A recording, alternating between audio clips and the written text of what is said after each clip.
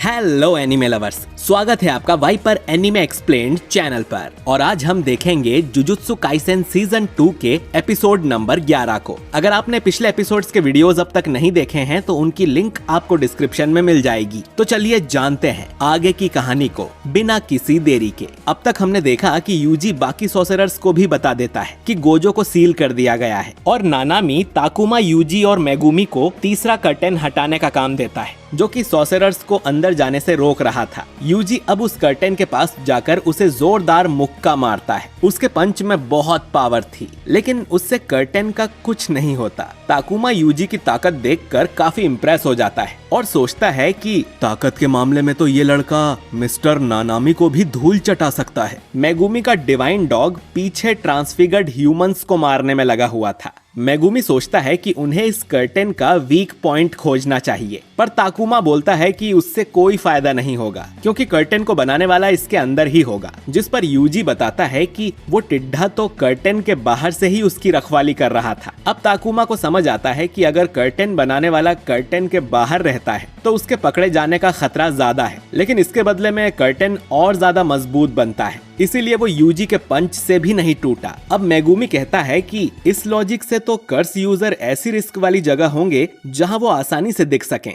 और तभी इन तीनों की नजर अपने पीछे के शिबुया टावर पर जाती है। टावर के ऊपर हम एक ओल्ड मैन जीरो को देखते हैं जो कि अपने साथियों से कहता है कि इस जगह रहने से उनका कर्टेन मजबूत रहेगा, लेकिन वो पकड़े भी जल्दी जाएंगे। जिस पर ओगामी का पोता बोलता है कि फिर भी ये बिल्डिंग ट्रांसफिगर्ड से भरी हुई है, उन्हें मारकर ऊपर तक आने में सॉर्सरर्स को काफी टाइम लगेगा। लेकिन अचानक ही मेगुमी नुए पर बैठकर यहाँ आ जाता है। नुए से एक वायर बंधा हुआ था जिसका दूसरा हिस्सा यूजी और ताकुमा के पास था। वो इस वायर से इन तीनों कर्स यूजर्स को पकड़ लेते हैं, पर वो लोग उसमें से छूट जाते हैं और यहाँ पर ताकुमा को वो कर्टेन बनाने वाली कील भी मिल जाती है। यहाँ आने से पहले यूजी ने इन्हें बता दिया था कि इन कर्टेन्स का सोर्स एक कील जैसा ऑब्जेक्ट है जिसमें पहले से ही बैरियर टेक्निक डली होती है और कोई भी अपनी थोड़ी सी कर्स एनर्जी डालकर इस कर्टेन को एक्टिवेट कर सकता है। यानी कि कर्टेन तोड़ने के लिए इन्हें बस इस कील को तोड़ना है। ताकुमा टावर में लगी एक कील को तोड़ देता है पर उससे कर्टेन नहीं जाता। असल में इस कर्टेन को बनाने में 3 कील यूज हुई थी और उसमें से 2 कील जीरो लेकर भाग गया है। यूजी फिर से जीरो को वायर से बांधकर उसे जोर से जमीन की तरफ पटक देता है और वायर भी काट देता है, जिससे जीरो करीब 40 मंजिल से नीचे गिर जाता है। ताकुमा टावर के ऊपर ओगामी और उसके पोते से लड़ने को तैयार था। ताकुमा कहता है कि अब उसे भी अपना जलवा दिखाना होगा ताकि वो भी जल्दी ग्रेड 1 का सॉर्सरर बन सके। इतना कहकर ताकुमा अपना मास्क नीचे कर लेता है। इधर यूजी और मेगुमी को जीरो की बॉडी मिल जाती है। इतनी ऊपर से गिरने पर कोई भी आदमी मारा जाएगा, लेकिन जीरो की बॉडी से कोई खून भी नहीं बह रहा था। मेगुमी अब उसे उठने के लिए चिल्लाता है और जीरो मरने का नाटक बंद करके खड़ा हो जाता है और कहता है कि आजकल के बच्चों को तमीज से बात करना भी नहीं आता। मेगुमी यूजी से कहता है कि उनके पास टाइम नहीं है और उन्हें जल्दी से इस आदमी को मारना होगा। इसके बाद हमें एक फ्लैशबैक दिखाया जाता है जिसमें नानामी ताकुमा से पूछता है, तुम्हें मेरी सिफारिश की क्या जरूरत है? तुम्हारी टेक्निक ही तुम्हें आराम से सेमी ग्रेड 1 तक पहुंचा देगी। जिस पर ताकुमा कहता है क्योंकि यही तरीका सही है। सॉर्सरर्स का काम आसान नहीं होता और वो खुद को ज्यादा बुद्धिमान भी नहीं समझता है। जब भी वो किसी उलझन में पड़ता है तो सोचता है कि अगर नानामी उसकी जगह होते तो क्या करते। इसीलिए वो बिना नानामी के अप्रूवल के फर्स्ट ग्रेड नहीं बनना चाहता। कहानी वापस प्रेजेंट में आती है और ताकुमा अपनी कर्स्ड टेक्निक ऑस्पिशियस बीस्ट्स समन को एक्टिवेट करता है। ये एक भूत प्रेत वाली टेक्निक होती है जिसमें ताकुमा को अपना चेहरा छुपाना होता है और 4 ऑस्पिशियस बीस्ट्स में से किसी को भी समन कर उनकी पावर्स को वो खुद यूज कर सकता है। उन 4 बीस्ट्स के नाम हैं काइची, रिकी, किरिन और रियू। सबसे पहले ताकुमा काइची की पावर समन करता है और एक मिसाइल जैसे ऑब्जेक्ट को दुश्मन की तरफ शूट करता है। अटैक से बचने के लिए ओगामी का पोता उसे गोद में उठा लेता है और वो मिसाइल घूमते हुए उसके हाथ में जाकर लगती है। इसके बाद ताकुमा दूसरे बीस्ट को समन करता है और मन में सोचता है कि उसे इन दोनों को मार के जल्दी से यूजी और मेगुमी के पास जाना चाहिए क्योंकि नानामी उन दोनों को उसके भरोसे छोड़ के गया है। ताकुमी अब सीधा अटैक कर देता है।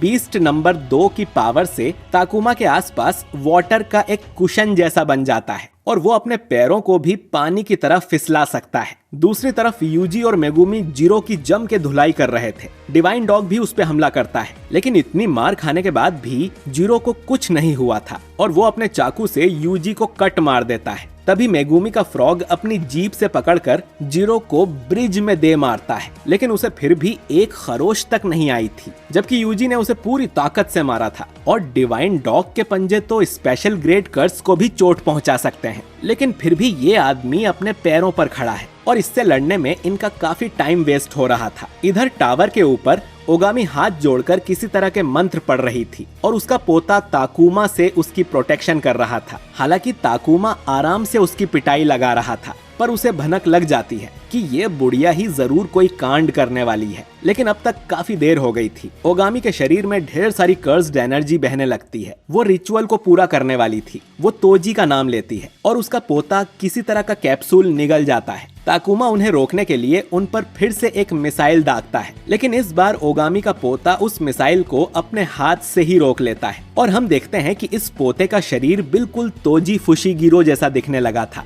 इसके बाद कहानी 1989 में जाती है, जब सातोरू गोजो का जन्म हुआ था। उन दिनों ओगामी जीरो के साथ मिलकर लोगों का बेरहमी से मर्डर किया करती थी। उसने एक लड़की को मार दिया और अपनी सियांस टेक्निक का यूज कर खुद उस लड़की का रूप ले लिया। फिर वो उस लड़की के फादर के पास गई और उसे भी पीछे से स्टैब कर दिया। ओगामी मरे हुए लोगों का ही रूप ले सकती है। वहीं जीरो को इंसानों को टॉर्चर करने और उनके चेहरे निकालने का बहुत शौक था, ताकि वो इंसानी शरीर के बारे में और जान सके। ये दोनों अपनी मर्जी का कुछ भी कर सकते थे, क्योंकि उस समय सॉसेरर्स कर्स स्पिरिट्स में ही काफी बिजी रहते थे। इसीलिए कर्स यूजर्स अपनी मनमानी किया करते थे। लेकिन गोजो के जन्म ने सब कुछ बदल दिया। कुछ सालों बाद ही गोजो के सिर पे 5 करोड़ का इनाम रखा गया और ओगामी और जीरो ने साथ में गोजो को मारने का प्लान बनाया। लेकिन इतना छोटा होने के बाद भी गोजो ने आराम से इन दोनों को देख लिया और सिर्फ उसके घूरने से ही ये दोनों डर से थर थर कांपने लगे। और गोजो आराम से ये कहते हुए वहां से चला गया कि मेरी ओर देखना बंद करो कमजोरों। उस दिन के बाद से ये लोग डर की जिंदगी जीने लगे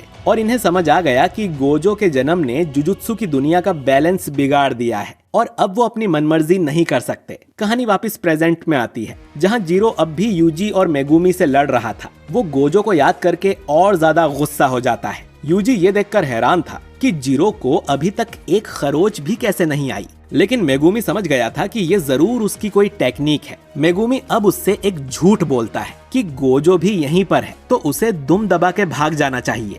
लेकिन जीरो जानता था कि गोजो को सील कर दिया गया है, क्योंकि कुछ देर पहले यूजी ही ये बात गला फाड़ फाड़ कर चिल्ला रहा था। अगर गोजो यहाँ होता तो वो सब अपने अपने घर में कंबल ओढ़कर सो रहे होते। अब इससे मेगुमी को ये पता चल जाता है कि ये आदमी गोजो को नहीं हरा सकता, यानी कि इसकी टेक्निक इसे हर तरह के अटैक से तो नहीं बचाती होगी। अब जीरो इन दोनों को मारने के लिए रेडी हो जाता है, तो मेगुमी अपने रैबिट शिकिगामी का यूज करता है और जमीन में से लाखों रैबिट्स निकलकर जीरो को चारों तरफ से घेर लेते हैं। उनमें से एक रैबिट तो जीरो को धक्का भी दे देता है और इससे मेगुमी को जीरो की टेक्निक का पता चल जाता है। इधर टावर के ऊपर ताकुमा काफी कंफ्यूज था, क्योंकि ओगामी का पोता अपना रूप बदलकर तोजी फुशिगिरो जैसा दिख रहा था। ताकुमी समझ जाता है कि ये बुढ़िया जरूर काला जादू करती है। दोस्तों, ओगामी अपनी सियांस टेक्निक से न सिर्फ अपना बल्कि किसी दूसरे का भी शरीर बदल सकती है और ताकुमा तोजी का शरीर देखते ही समझ जाता है कि ये बहुत ज्यादा पावरफुल है। खैर, ताकुमा जल्दी से अपने चौथे बीस्ट रियू को समन करने लगता है, लेकिन पलक झपकते ही तोजी उसके चेहरे का मास्क निकाल देता है।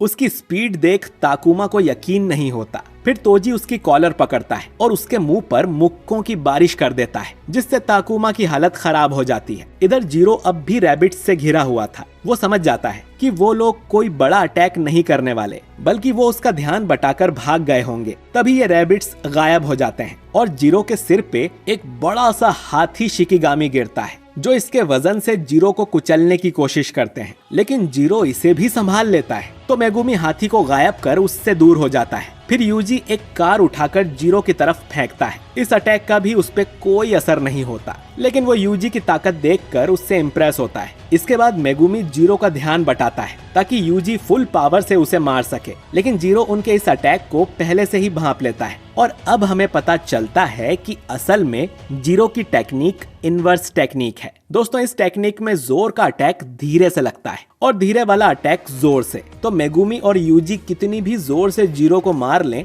उसे कुछ नहीं होगा। लेकिन मेगुमी को इस टेक्निक के बारे में पहले से ही पता चल गया था और जब जीरो को रैबिट्स ने घेरा हुआ था तब उसने इसके बारे में यूजी को भी बता दिया था कि उन्हें हल्के से अटैक से जीरो को मारना है और ये भी कि इसकी जरूर कोई मैक्सिमम और मिनिमम लिमिट होगी, वरना तो ये एक थप्पड़ में ही मर जाएगा। अब यूजी कहता है कि वो इस पर भारी और हल्का दोनों अटैक साथ में करेंगे, लेकिन जीरो को पता नहीं चलना चाहिए कि इन्हें उसकी टेक्निक का पता लग गया है, इसीलिए इन्होंने वो हाथी और कार फेंकने का नाटक किया था। अब दोनों के अटैक से उस पर कोई असर नहीं होता, लेकिन फ्रॉग की सिर्फ जीभ लगने से वो घायल हो जाता है और उसके मुंह से खून निकलने लगता है। अब ये दोनों उसे मामूली मुक्के मारने लगते हैं, जिससे कि जीरो की हालत खराब होने लगती है, लेकिन वो हार नहीं मानता और दोनों को अपने से दूर कर देता है। लेकिन वो देखता है कि यूजी अब उसे एक जोरदार पंच मारने वाला है। वो उसे काउंटर करने के लिए तैयार हो जाता है, लेकिन यूजी पंच लगने से पहले ही रोक लेता है और उसे एक हल्का सा मुक्का मारता है, जो कि जीरो को इतनी जोर से लगता है कि वो वहीं पर बेहोश हो जाता है और ये एपिसोड यहीं पर खत्म हो जाता है। तो दोस्तों, आपको ये एक्शन से भरा एपिसोड कैसा लगा कमेंट करके जरूर बताइए। बाकी ये तोजी की बॉडी का क्या चक्कर है, ये अगले एपिसोड में आपको और ज्यादा अच्छे तरीके से क्लियर हो जाएगा। बस मैं इतना बता सकता हूँ कि अगला एपिसोड बिल्कुल भी मिस मत करिएगा, क्योंकि उसमें बहुत बड़े धमाके होने वाले हैं। बाकी आज का वीडियो पसंद आया हो तो इसे लाइक और शेयर कीजिए। चैनल पर अगर आप नए हैं तो हमारे चैनल वाइपर एनीमे एक्सप्लेन्ड को सब्सक्राइब करके बेल आइकन जरूर दबाइए, ताकि आपसे हमारा कोई भी वीडियो मिस ना हो। मैं मिलता हूँ आपसे बहुत ही जल्द अगले वीडियो के साथ। शुक्रिया।